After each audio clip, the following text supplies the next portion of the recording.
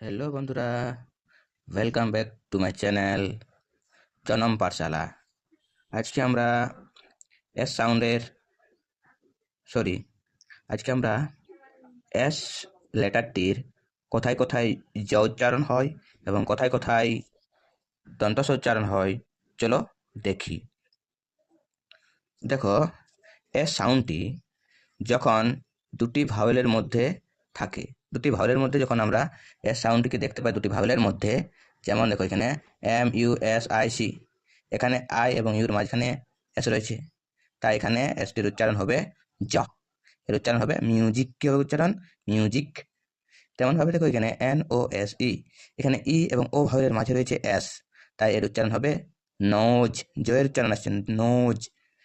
একইভাবে ROSE, এখানেও দেখো ই এবং ও এর মাঝখানে আছে এস, তাই এই এস সাউন্ডের উচ্চারণ হবে জয়ের, যেমন ROSE রোজ।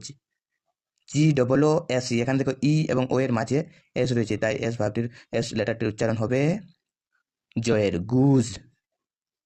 তেমনই দেখো এখানে এস যদি শব্দের শুরুতে থাকে, এস যদি শব্দের শুরুতে থাকে, অথবা ভয়েসলেস সাউন্ড, এই যে ভয়েসলেস সাউন্ড, এগুলো হচ্ছে ভয়েসলেস সাউন্ড, KTPF, এগুলো হচ্ছে ভয়েসলেস সাউন্ড। এই এইগুলির আগে অথবা পরে যদি এস থাকে, তবে এস এর উচ্চারণ দন্তস্ব হবে।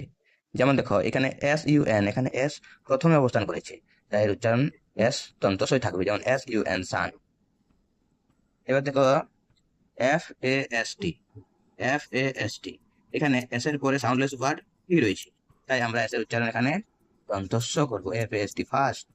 একইভাবে এস এর পরে সাউন্ডলেস লেটার কে রয়েছে, তাই আমরা এর উচ্চারণ করবো দন্তস্ব, যেমন রিস্ক। একইভাবে HOPS, দেখো এস এর আগে কিন্তু রয়েছে সাউন্ডলেস লেটার পি, তাই আমরা এখানে এস এর উচ্চারণ কি করবো? দন্তস্ব, HOPS হোপস। আমরা এছাড়াও আমাদেরকে একটা জিনিস মনে রাখতে হবে কি, ন যদি এস লেটারটি দুটি ভাওয়েলের মাঝে থাকে, তবে তার উচ্চারণ হবে জয়ের। এই একটি মনে রাখলেই আমরা বুঝতে পারবো কোথায় কোথায় ওর উচ্চারণ দন্তস্ব হয়। ওকে বন্ধুরা।